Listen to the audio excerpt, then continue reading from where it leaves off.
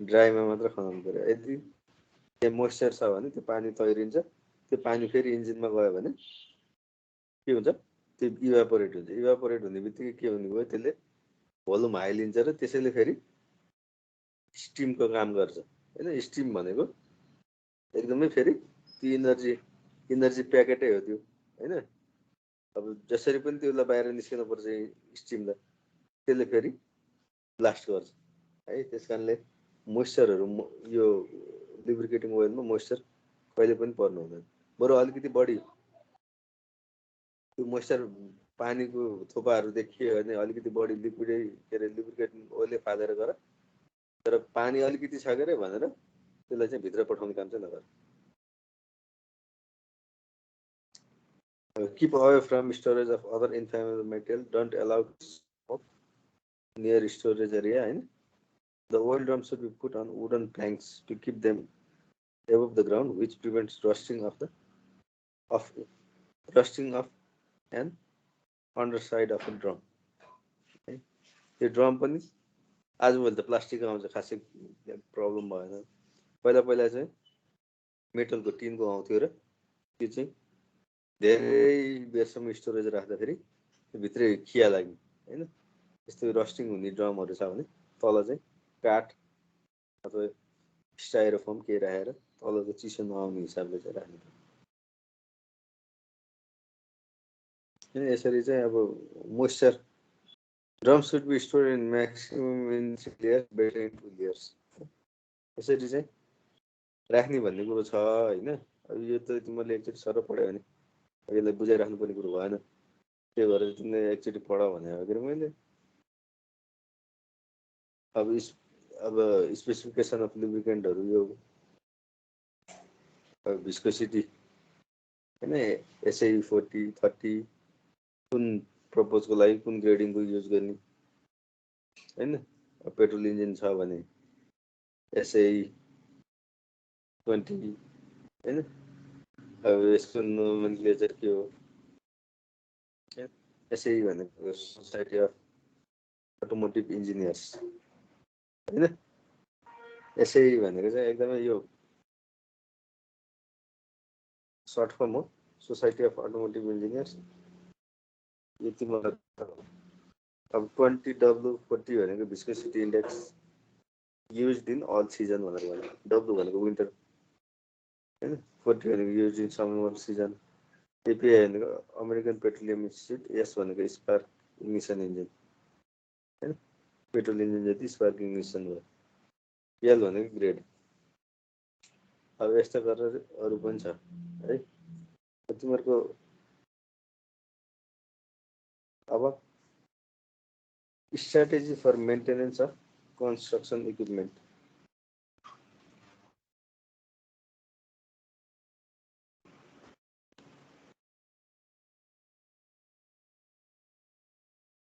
अब मेन्टेनेन्सको अब स्ट्राटेजी भनेको तिम्रो अस्ति बेसिक फिलोसफी के हो, कम्पनीले कुन बेसिक फिलोसफी फलो गर्छ त्यही अनुसारले चाहिँ स्ट्राटेजी पनि फलो हुनु पर्यो। त्यो लगभग माथिकैमा त्यो आइसकेको छ। अब यो स्ट्राटेजी जहिले पनि स्ट्राटेजी बनाउँदाखेरि कम्पनीलाई फाइदा कसरी हुन्छ भन्ने कुरामा चाहिँ फोकस्ड हुन्छ। किनभने सबै त्यो प्रोफिटेबल कम्पनीको बिजनेस हो होइन। त्यही माथि कन्स्ट्रक्सन इक्विपमेन्ट युज गर्ने भनेको जहिले पनि हाई प्रफिट होइन, ठुलो लगानी गरेर हाई इफिसियन्सी होइन, इफिसियन्सी बढाएर हाई प्रफिट लिने उद्देश्यले गरे हुन्छ होइन। सानो बिजनेसम्यानहरूले यो कन्स्ट्रक्सन इक्विपमेन्ट लिँदैन है। कन्स्ट्रक्सन इक्विपमेन्ट युज गर्ने भनेको जहिले पनि इफिसियन्सी बढाउनलाई होइन, बल्कमा काम गराउनलाई यो गर्ने इक्विपमेन्ट हो।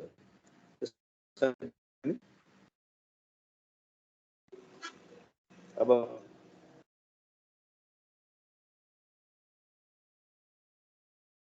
स्ट्राटेजी बनाउँदाखेरि to understand effective construction equipment management होइन, कन्स्ट्रक्सन इक्विपमेन्टको म्यानेजमेन्ट इफेक्टिभली गरियो भने बल्ल त्यसको इफिसियन्सी पनि बढ्छ, प्रफिट पनि बढ्छ हैन इफिसिएन्टली म्यानेजमेन्ट भनेको कन्स्ट्रक्सन इक्विपमेन्ट खाली बस्नु हुँदैन है 1 घण्टा 2 घण्टा पनि खाली बस्नु हुँदैन हैन तर यहाँ हाम्रो केसमा चाहिँ के देखिन्छ पैसा हुने धनी मानिले युज गर्ने क्यासमा किन्ने हैन अनि त्यसपछि अब त्यो कसरी असुल हुन्छ त्यो चाहिँ अब भित्री कुरा अरु नै होलान् तर त्यो इक्विपमेन्टहरु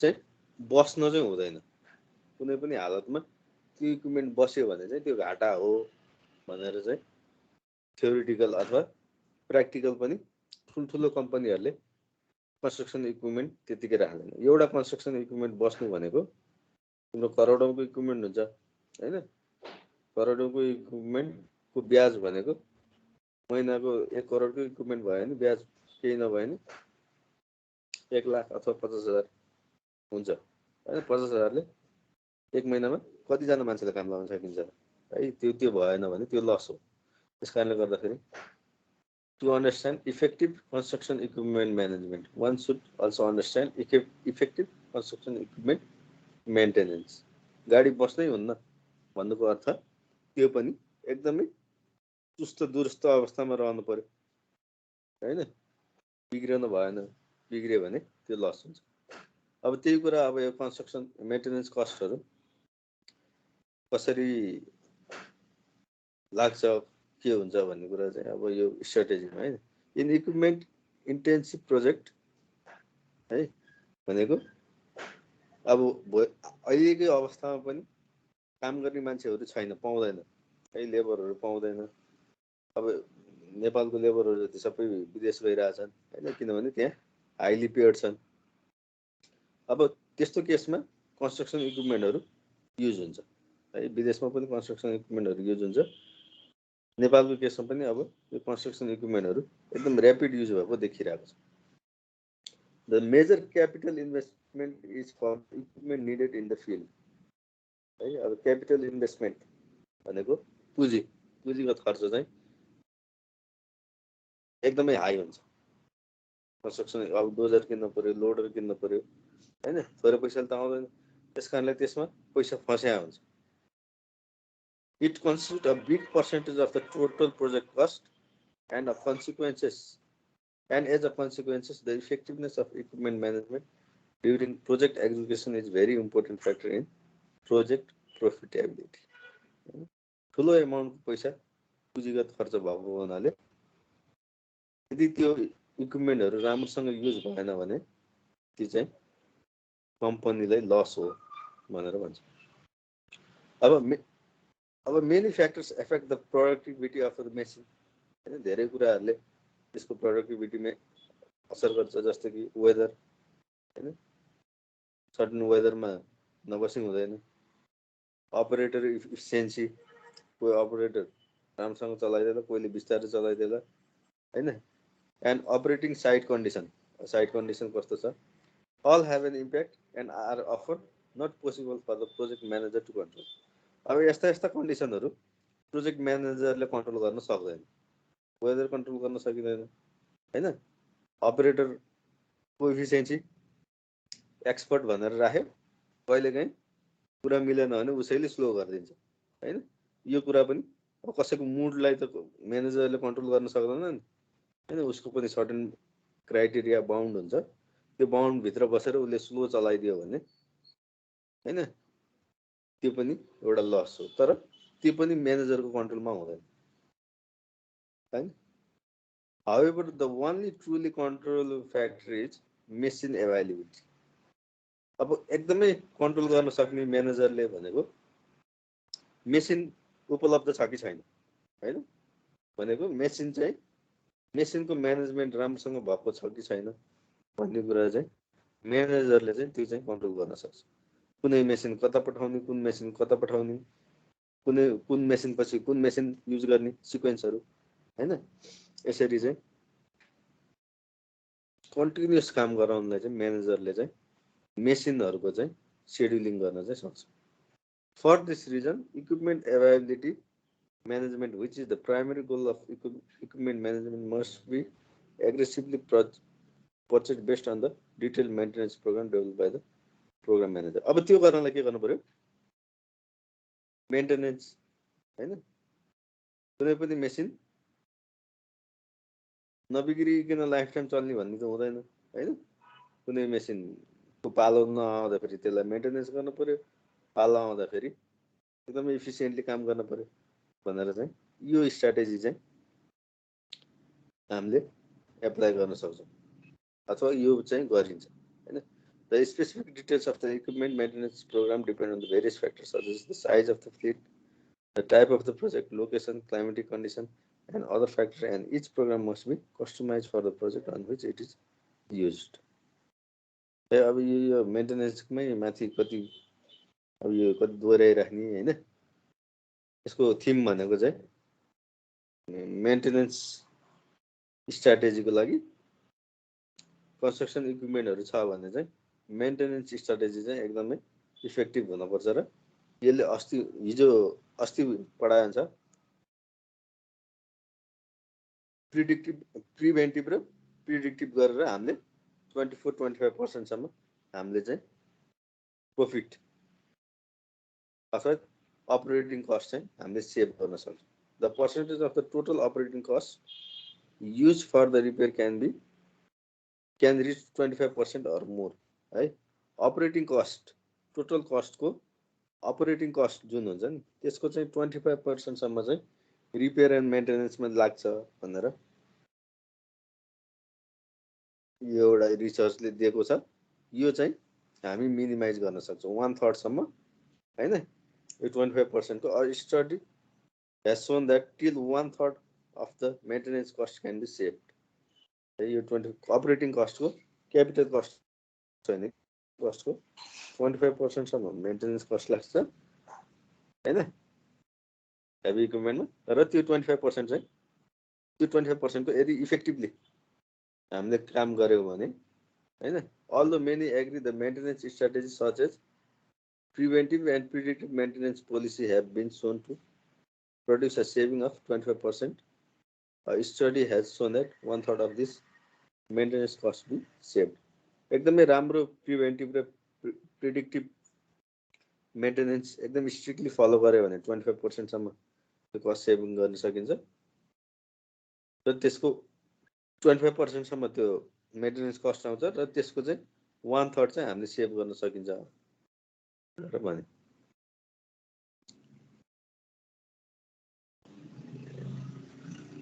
type of maintenance cost is hidden cost or indirect cost which are difficult to measure. The hidden cost of maintenance are classified as the 6 big losses. Maintenance cost भनेको hidden cost हो त्यो कहिले डिफाइन्ड हुन्छ कहिले चाहिँ undefined हुन्छ तर normally कम्पनीहरुले चाहिँ यसलाई चाहिँ हिडन कस्ट हैन गाडी बिग्रियो त्यो सधैँ बिग्रिरहेको छ भन्ने होइन कि यसले चलाउन नजानेर अथवा यसले मेन्टेनेन्स राम्रोसँग नगरेर बिग्रेको हैन अपरेटरले उ नगरेर बिग्रेको भन्ने चाहिँ चलन भएको हुनाले यो चाहिँ डाइरेक्ट कस्टमा आउँदैन यो हिडन कस्टमा आउँछ loss due to breakdown and unplanned plant shutdown यसले फेरि मेसिन बस्ने बित्तिकै ब्रेकडाउनको कस्ट हैन शटडाउनको कस्ट चाहिँ हुने भयो अर्को भनेको आइडलिङ एन्ड माइनर स्टपेज अब यही कन्स्ट्रक्सन इक्विपमेन्ट आइडलिङ भयो हैन अनि स्टपेजको कस्ट आउने भयो excessive setup change overs and adjustment cost equipment बस्ने बित्तिकै चेन्ज गर्न पर्यो शिफ्ट गर्नु पर्ने अरु ठाउँमा एडजस्ट गर्नु पर्ने अरु ठाउँमा असाइन गरेको लेबरहरु तान्न पर्ने यस्तो यस्तो हुन्छ running at reduce speed quality defects and startup losses अब अर्को स्ट्र्याटेजी इम्पोर्टेन्ट स्ट्र्याटेजी भनेको इन्भेन्ट्री कन्ट्रोल है इन्भेन्ट्री भनेको सामानहरु अथवा स्पेयर पार्ट्सहरु स्टकमा कति राख्ने के राख्ने भन्ने कुरो चाहिँ इन्भेन्टरीमा आउने हो है the total investment in construction equipment national wide is immense careful planning of equipment and spare parts invention is required to realize a decent return on investment. The Dictionary defines the term inventory as a complete listing of merchandise or stock on hand, work in progress, raw materials, etc. made each year by a business. अब inventory अब construction इक्विपमेन्टको inventory control strategy किन चाहिन्छ भने अब यो construction इक्विपमेन्टको पनि spare parts पनि महँगो हुन्छ हैन, भन्ने बित्तिकै पाइँदैन हैन, कोही बाहिरबाट मगाउनु पर्ने हुन्छ। त्यसकारणले गर्दाखेरि यो इन्भेन्ट्री कस्ट हटाउनलाई के गर्नुपर्छ, सपोज मेरो हेभी इक्विपमेन्टको अब टायरकै कुरा गरौँ न हैन, मेरो हेभी इक्विपमेन्टको टायर हतपत जाँदैन है हैन, बिग्रिँदैन अथवा खिँदैन, त्यो मलाई थाहा छ। तर मैले एउटा हेभी इक्विपमेन्टको मेरो एउटा डोजरको टायर मैले फेर्ने बित्तिकै अर्को स्टकमा ल्याएर राखेँ भने के भयो, मलाई त त्यो नयाँ टायरको पनि पैसा त लाग्यो है, त्यो मेरो पैसा त त्यहाँ फ्रिज भएर बस्यो। तर त्यो हेभी इक्विपमेन्टको टायर पड्किने रेयर केस हुन्छ, खिएर जाने हो। अनि खिएर जाँदाखेरि त्यो हतपत्त 6 महिना 1 वर्षसम्म खिएर जाँदैन भन्ने कुरा मलाई ज्ञान छ भने मैले त तुरुन्तै अर्को टायर त ल्याएर राख्दिनँ नि हैन, 4 महिनापछि बल्ल अर्को टायर ल्याएर राख्छु। त्यो भनेको मैले 4 महिनासम्म त्यो टायरको पैसा त चलाउन पाएँ अथवा मैले कतै इन्ट्रेस्ट तिर्न परेन। अनि त्यो पनि के हो त, ठुल्ठुलो कम्पनीहरूलाई प्रफिट हो। त्यसकारणले गर्दाखेरि इन्भेन्ट्री कन्ट्रोलमा पनि त्यस्ता इक्विपमेन्टहरू, त्यस्ता पार्ट्स, स्पेयर पार्ट्सहरू चाहिँ हामीले स्टडी गरेर कुन पार्ट्स, अब तिम्रो बकेटको तितहरू हैन, अब साइट हेरेर त्यो गइहाल्छ कि जाँदैन कि हैन, सस्तो त हुँदैन नि हैन, बकेटै ल्याउनु स्टकमा राख्नु पर्ने हो कि तित मात्रै स्टकमा राख्नु पर्ने हो कि, अब बेयरिङहरू ठुल्ठुला हुन्छन्, बेयरिङहरू ल्याएर राख्नु पर्ने हो कि हैन, कुन सामानहरू चाहिँ इम्पोर्टेन्ट छ कुन चाहिँ छैन भन्ने कुरो पनि यो इन्भेन्ट्री स्ट्राटेजीमा पर्छ।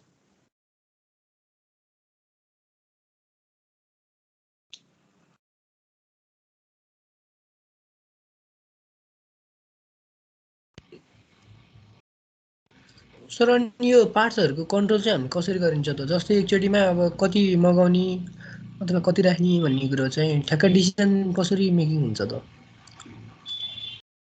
त्यही त अब यसमा चाहिँ अब तिम्रो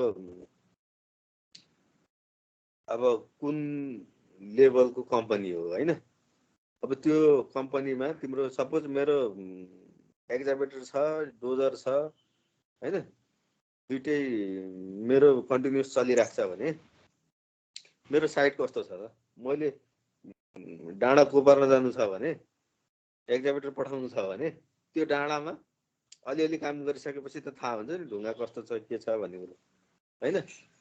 अब त्यसको बकेटको तित मैले ल्याउँछु, तुरुन्तै ल्याएर राख्छु हैन, तित जान सक्छ नि, अथवा त्यही तित पनि मसँग पहिला मैले चलाइरहेको छु भने मेरो गाडी नबस्नलाई मैले के गर्छु त, नयाँ स्पेयर तुथहरू राखिराख्छु हैन, बनाएर राखिराख्छु।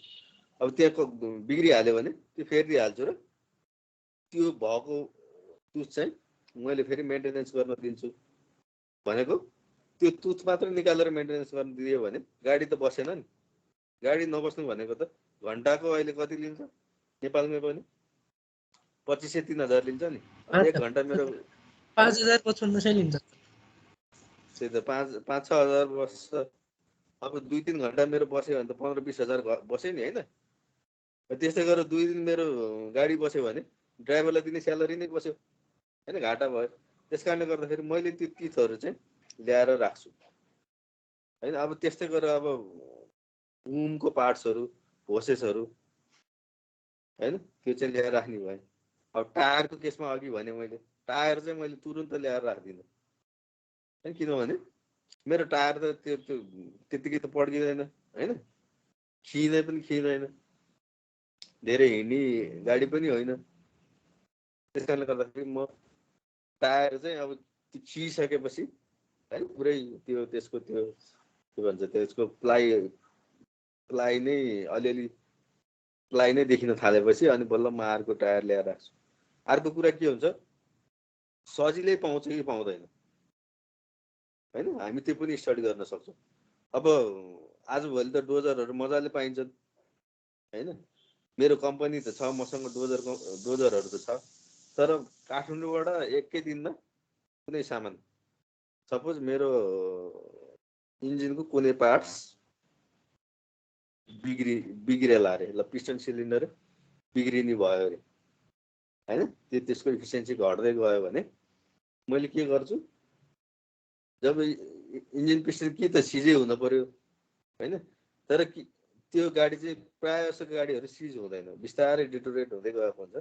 अब मलाई चेन्ज गर्न पर्यो, पिस्टन सिलिन्डर चेन्ज गर्नु पर्यो भने पिस्टन सिलिन्डर त इजिली एभाइलेबल छ काठमाडौँमा होइन। अब पिस्टन सिलिन्डर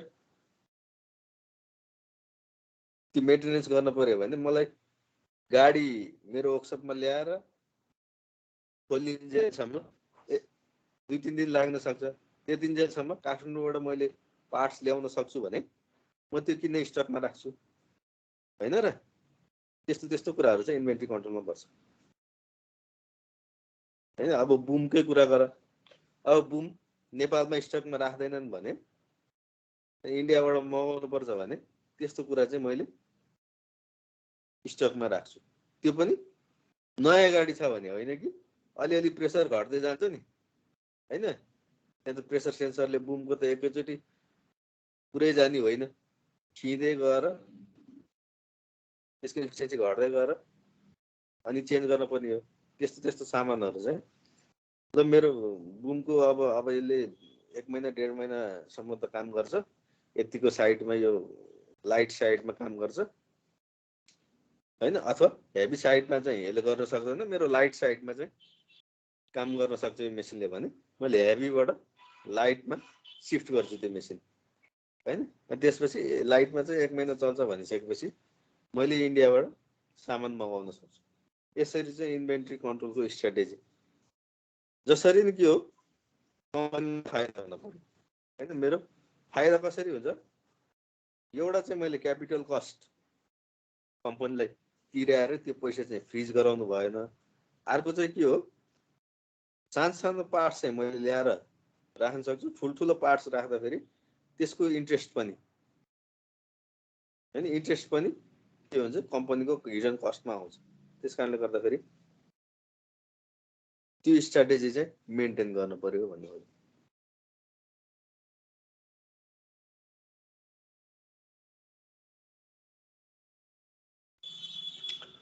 अब त्यसको the purpose of the inventory control function in supporting business activities is to optimize for target हैन।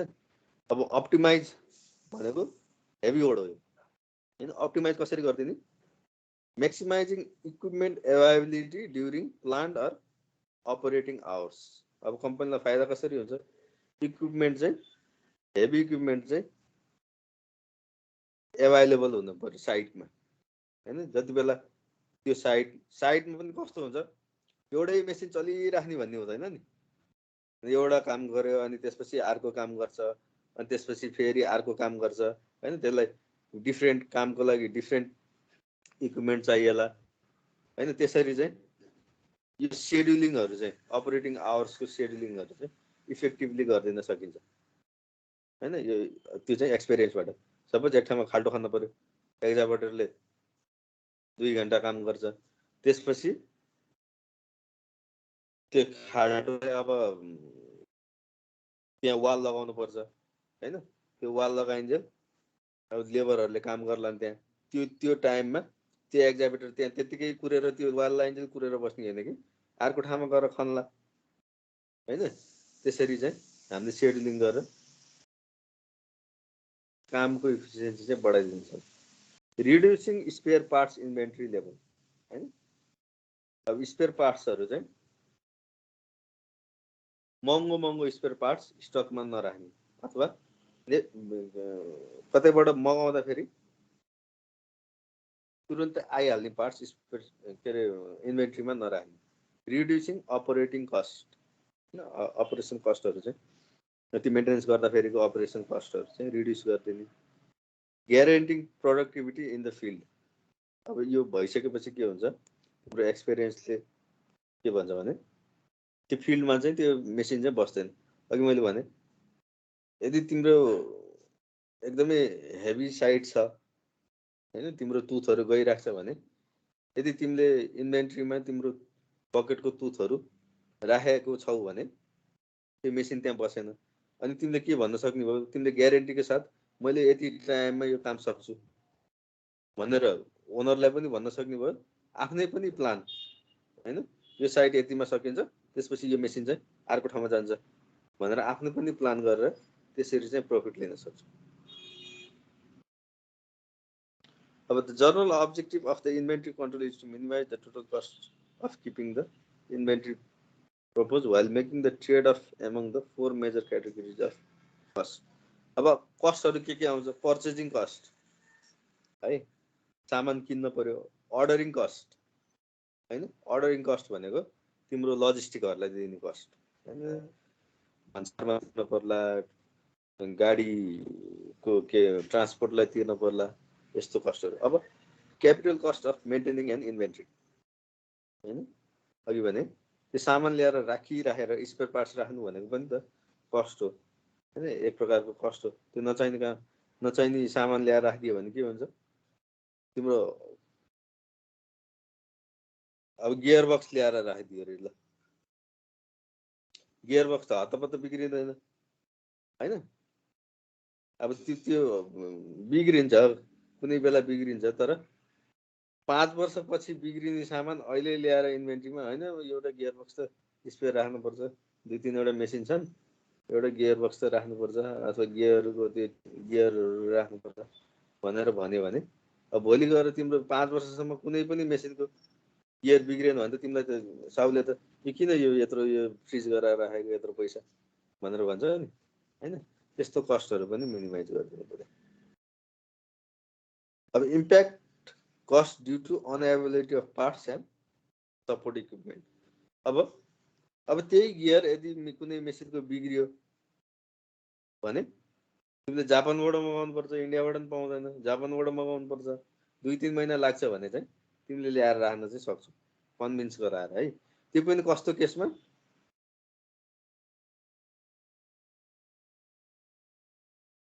शेड्युल मेन्टेनेन्स वाला हैन कि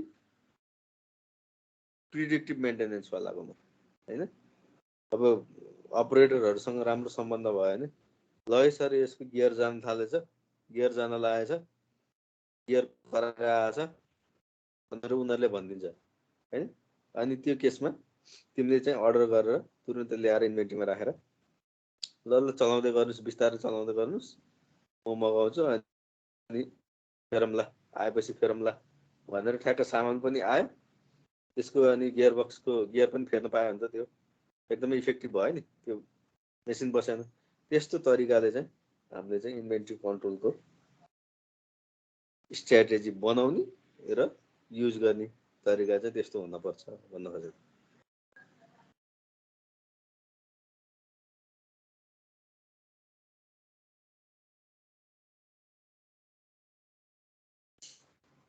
अब फ्याक्टरहरू छ। अब an effective inventory management programme depends on several factor, articulating management objectives and goals हैन, identifying demand fluctuation level हैन। अब म्यानेजमेन्टको गोल्स र अब्जेक्टिभ के छ हैन, 2-4 दिन मेसिन बसे पनि केही हुन्न, अहिले यो सामान चाहिँ नराखौँ, इन्भेन्ट्रीमा धेरै खर्च नगरौँ भन्ने खाले छ कि हैन। अब हैन मेसिन बस्नु हुँदैन, हाम्रो साइट टन्नै छ, थुप्रै छ, पेनल्टी तिर्नुपर्छ भन्ने छ कि हैन। आइडेन्टिफाइङ डिमान्ड फ्लक्चुएसन लेभल हैन, डिमान्ड अब ओरको डिमान्ड कस्तो छ, त्यो अनुसारले पनि इन्भेन्ट्री गर्नु पर्यो। अब forecasting the need of new equipment and spare parts, यो चाहिँ अब पुरै फुल टेक्निकल पर्यो, फोरकास्ट गर्न सक्नुपर्छ होइन। अब यस्तो कन्डिसनमा चलेको मेसिनको यो पार्ट्स बिग्रिन्छ अथवा अपरेटरसँग सल्लाह गरेर यो बिग्रिँदैछ है भन्ने उसले सिग्नल दिन्छ होइन। आफै पनि गएर हेर्न सकिन्छ, चेक गर्न सकिन्छ होइन, डायग्नोस्टिक इक्विपमेन्टहरू हुनसक्छ है। त्यो हिसाबले चाहिँ लानु पर्यो। अब gathering analysing and reporting field performance data होइन। फिल्ड कस्तो खाले छ, के छ भन्ने कुरा। Establishing contingency procedure to deal with catastrophic failure or lack of parts है। यो भनेको चाहिँ कस्तो भने कहिलेकाहीँ अब तिम्रो एउटै बिजनेसमा लागिसकेपछि कम्पिटिटर पनि हुन्छ, साथी पनि हुन्छ होइन। यदि तिम्रो राम्रो साथी छ, तिम्रै कम्पिटिसन छ, तिम्रै फिल्डमा राम्रो साथी छ भने उसले ल्याएको र तिम्रोमा के सामान स्टकमा राखेको छ स्पेयर पार्ट्स, ल भन त तिमीसँग नभएको पार्ट्स चाहिँ म लिएर आउँछु होइन भनेर त्यसरी पनि क्याटास्ट्रोफी होइन। कहिलेकाहीँ कुनै कम्पनीले ल्याएर राखेको हुनसक्छ, उसलाई इम्पोर्टेन्ट लाएर होइन। अब त्यो सामानहरू चाहिँ तिम्रो इन्भेन्ट्रीमा छैन भने चाहिँ उसलाई कन्भिन्स गराएर उसको ल तिम्रो मेसिन चाहिँ अहिले बिग्रिएको छैन, तिम्रो त्यो चाहिँ म सर्टेन पैसा अलिकति बढी तिरेर अथवा पैसा तिरेर म मेरोमा युज गर्छु त्यो सामान र तिमीलाई चाहिँ तुरुन्तै म मगाइदिन्छु, आएपछि तिम्रोमा आउँछ भनेर कन्भिन्स गरेर पनि हामीले चाहिँ हाम्रो मेसिन चाहिँ बस्न दिनु हुँदैन होइन। त्यसरी पनि हामीले म्यानेज गर्न सकिन्छ है। भोलि गएर उसलाई पर्ला त्यस्तो बेला पनि आफूले दिने होइन। त्यसरी चाहिँ प्यारलेली पनि हामीले चाहिँ इन्भेन्ट्री कन्ट्रोलहरू चाहिँ एउटै, किनभने यो त ठुलो अमाउन्टमा बस्छ, अरूले पनि मान्छ कि होइन, ठुलो ठुलो कम्पनीहरूले पनि मान्छ। Developing effective timely cost and service level controls, अब यसरी चाहिँ इन्भेन्ट्रीहरू चाहिँ कन्ट्रोल गर्न सकिन्छ है।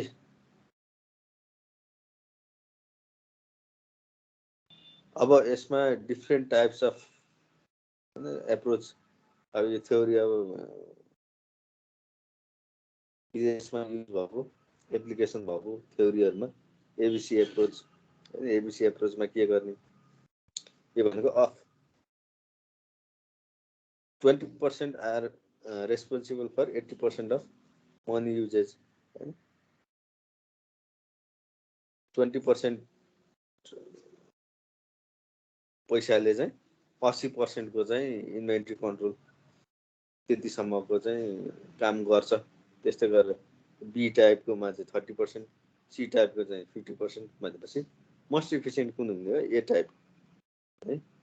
ए टाइपको चाहिँ अब क्लासिफिकेसन ए टाइप्स भन्दा this is high priority item, practice tight control including frequent review of demand forecast होइन, complete accurate records, periodic and frequent review of management, close follow-up and expediting to minimize lead time भनेर classification ए आइटममा चाहिँ यसरी frequent चाहिँ check गरिराख्ने होइन। Spare पार्ट्सको छुट्टै section राखेर चाहिँ यसरी चाहिँ 20% पैसामा 80% को चाहिँ काम हुनु पर्यो होइन। एउटा स्टाफ राखेर हुन्छ कि होइन, त्यसरी चाहिँ डेडिकेटेड स्टाफ राखेर हुन्छ कि के हुन्छ त्यसरी चाहिँ। अब बीमा चाहिँ this is medium priority items, practice regular controls including good records होइन, regular processing and normal attention. अब माथिको ए टाइप भन्दा बी टाइपमा चाहिँ अलि नर्मल हुने भयो, ए टाइपको चाहिँ एकदमै अपडेट, फुल्ली अपडेटेड होइन। अब सी टाइपमा चाहिँ these are low priority items, practice simple control but ensure they are sufficient to meet demand होइन। इन्भेन्ट्री त छ होइन, स्पेयर पार्ट्स डिपार्टमेन्ट त छ, तर त्यसले के गरिरहेछ थाहा छैन, अलिअलि सामान छन्, केही शान्ति बिग्रे बेलामा चाहिँ फेर्न पाइन्छ मिल्छ भन्ने हिसाबले चाहिँ टाइप सीमा चाहिँ त्यसरी चलिरहेको छ।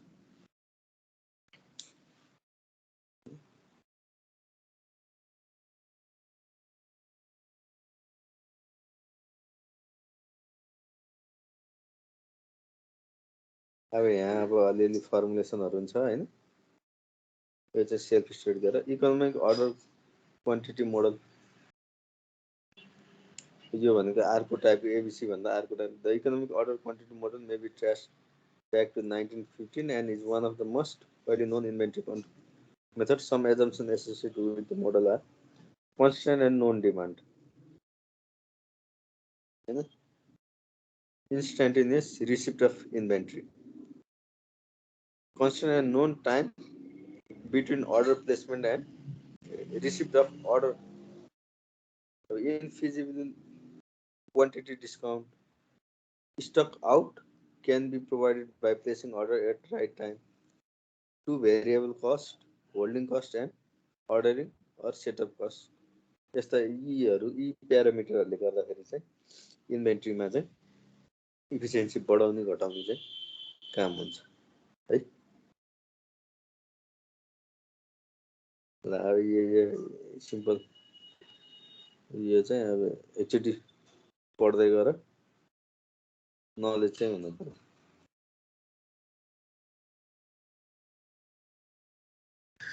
सर यहाँबाट न्युमेरिकल आउँछ र के आउँदैन? न्युमेरिकल आउँदैन भन्न सक्दिनँ हैन, तर अहिलेसम्मको हिस्ट्रीमा न्युमेरिकल आएको छैन। तर यो अलिकति सर हेर न, धेरै कसरी इन्भेन्ट्री राख्ने के राख्ने भन्ने कुरो हो। यो हिसाबले तिमीहरूले एक्सप्लेनेसन गर्यो भने कति गफ मात्रै हान्ने त नि हैन र।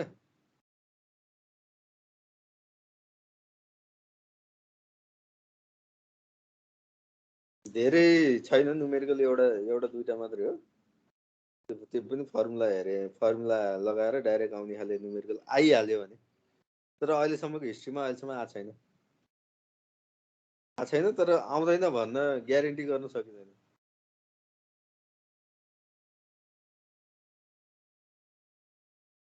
अब स्पेयर पार्ट्सको अब model of estimating spare parts quantity, अब स्पेयर पार्ट्सको क्वान्टिटी कसरी मेन्टेनिङ गर्ने भन्ने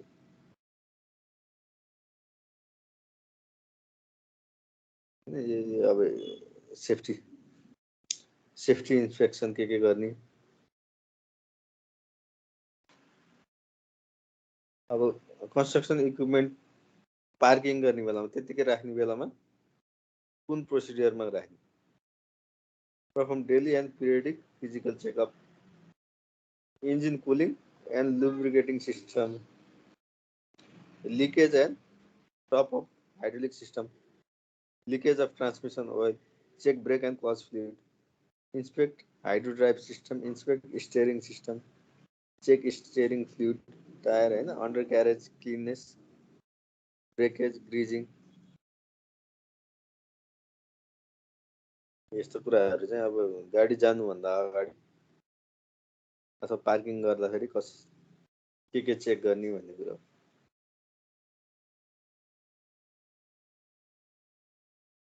special care and precaution,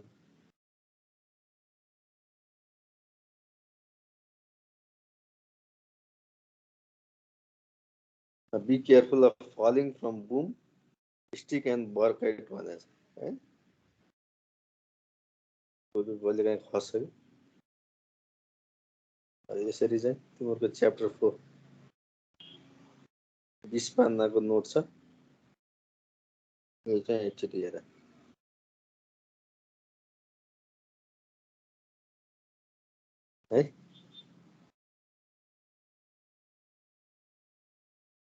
next क्लासमा च्याप्टर 5 मा जान्छु।